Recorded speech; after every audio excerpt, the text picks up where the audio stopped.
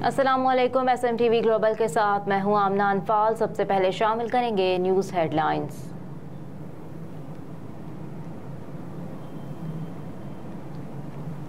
15 मई को वफाकी हुकूमत की मदद से पावर शो अदलिया की आज़ादी पर बराह रास्त हमला था।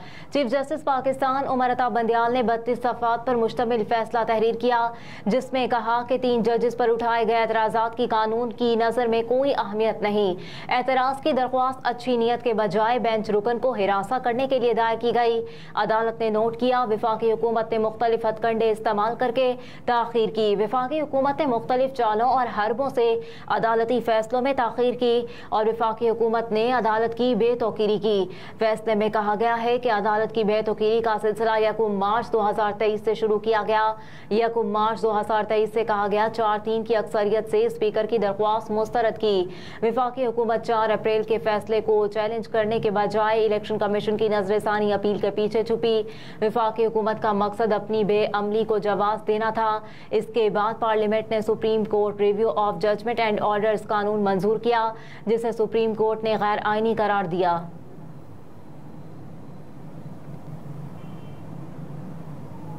सुप्रीम कोर्ट बार एसोसिएशन ने 14 सितंबर को मुल्क भर में हड़ताल का ऐलान कर दिया। सुप्रीम कोर्ट बार एसोसिएशन ने कहा कि पाकिस्तान के आईन और कानूनी निज़ाम और बुनियादी हुकूक के तहफ़्फ़ुज़ की हिमायत में मुज़ाहरे किए जाएंगे। सुप्रीम कोर्ट बार एसोसिएशन का 14 सितंबर को मुल्क भर में हड़ताल का ऐलान। सुप्रीम कोर्ट बार एसोसिएशन के एलामिये के मुताबिक मुल्क भर की बार काउंसिल्स में 14 सितंबर को पुरअमन एहतजाज होगा। आइन की बालादस्ती, कानून की हुक्मरानी और बुनियादी हुकूक के तहफ़्फ़ुज़ के लिए एहतजाज किया जाएगा। सुप्रीम कोर्ट बार एसोसिएशन की 25वीं एग्जीक्यूटिव कमेटी ने ऑल पाकिस्तान लॉयर्स कन्वेंशन का इनेकाद किया, जिसमें इदारों की जानिब से मुल्क की आईनी खिलाफ वर्जियों से मुतालिक बात की गई।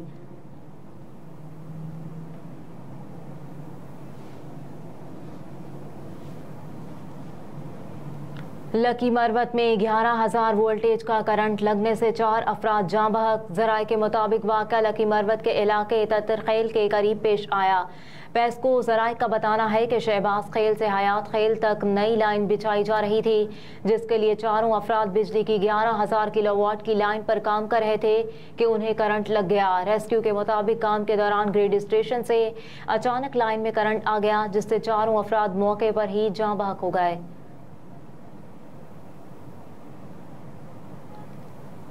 डॉलर, पेट्रोल और चीनी की स्मगलिंग रोकने के लिए FIA को इख्तियारात तफवीज़। निगरान वज़ीर दाखिला की ज़ेर सदारत में होने वाले इजलास के बाद FIA को कार्रवाइयों के अहकामात जारी किए गए, जिसका मरासला भी जारी कर दिया गया।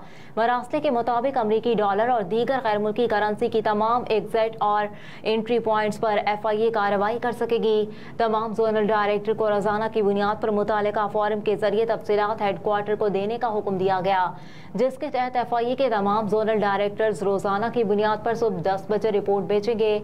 दूसरी जानिब स्मगलिंग के खिलाफ कार्रवाइयों के हवाले से एंटी मनी लॉन्ड्रिंग डायरेक्टोरेट से इंस्पेक्टर को फोकल पर्सन मुकर्रर किया गया, जबकि FIA के तमाम जोनल डायरेक्टर्स को भी एक फोकल पर्सन मुकर्रर करने के अहकाम जारी किए गए हैं।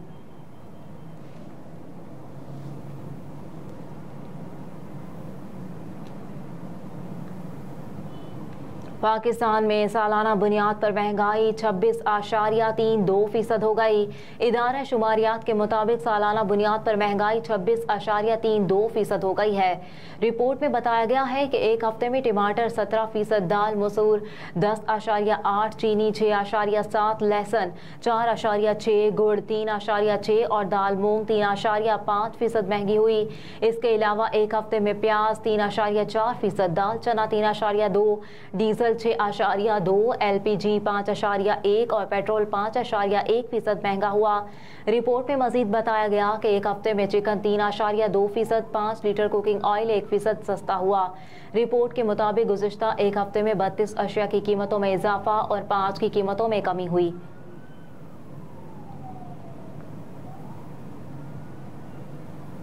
चावल की आलमी कीमतें 15 साल की बुलंद तरीन सतह पर पहुंच गईं। खबर एजेंसी के मुताबिक फूड एंड एग्रीकल्चर ऑर्गेनाइजेशन का कहना है कि भारत की जानिब से चावल की बरामदात पर पाबंदी लगाई गई है, जिस वजह से चावल की आलमी कीमतें 15 साल की बुलंद तरीन सतह पर पहुंच गईं।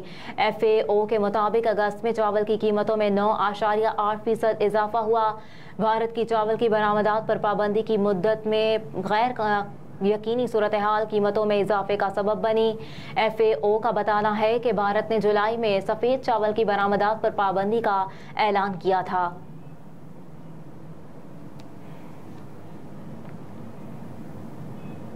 सऊदी अरब 2022 में तेज तरीन तरक्की करने वाली G20 मईशत करार। IMF के मुताबिक सऊदी अरब में 2022 के दौरान तेल के अलावा मईशत में 4.9% इजाफा हुआ। सऊदी अरब ने तेल के अलावा पैदावार में वाज़ेह तरक्की की। आलमी मालियाती इदारे के मुताबिक साल 2022 में सऊदी अरब G20 ममालिक में तेज तरीन तरक्की करने वाला मुल्क था, जिसकी मजमूई शरह नमू 8.7% थी, जिसमें ऑयल प्रोडक्शन और 4.8% नॉन ऑयल प्रोडक्शन शामिल थी। IMF के मुताबिक नॉन ऑयल सेक्टर्स में बेहतरीन कारकर्दगी दिखाने वाले सेक्टर्स में होलसेल, रिटेल, कंस्ट्रक्शन और ट्रांसपोर्ट का शोबा है। आलमी इदारे की रिपोर्ट में यह भी बताया गया है कि सऊदी अरब में 2022 के अख्ताम तक बेरोजगारी की शरह भी अपनी कम तरीन सतह 4.8% पर रही, जो कोविड के दौरान 9% पर पहुंच गई। IMF ने सऊदी अरब में खवातीन को बाइख्तियार बनाने और लेबर मार्केट में खवातीन की हिस्सेदारी पर इत्मीनान का इजहार किया।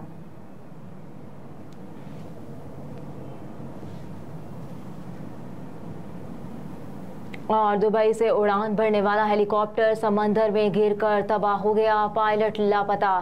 गैर मुल्की मीडिया के मुताबिक मुत्तहिदा अरब अमारात की जर्नल सिविल एविएशन अथॉरिटी का बताना है कि एरो गोल्फ हेलीकॉप्टर ने दुबई के अल मकतूम इंटरनेशनल एयरपोर्ट से जुमेरात की रात को उड़ान भरी थी। रिपोर्ट्स के मुताबिक हेल 212 हेलीकॉप्टर अपनी रूटीन की ट्रेनिंग पर था, जिसमें मिस्र और जनूबी अफ्रीका के 2 पायलट सवार थे। हुकाम ने बताया कि उन्हें रात के वक्त ही हेलीकॉप्टर के गिरने की इत्तला मिली थी, जिसके बाद रेस्क्यू ऑपरेशन शुरू कर दिया गया। हुकाम के मुताबिक रेस्क्यू टीम को समंदर से जहाज का मलबा मिल गया, लेकिन दोनों पायलट ताहाल लापता हैं, जिनकी तलाश के लिए सर्च ऑपरेशन जारी है।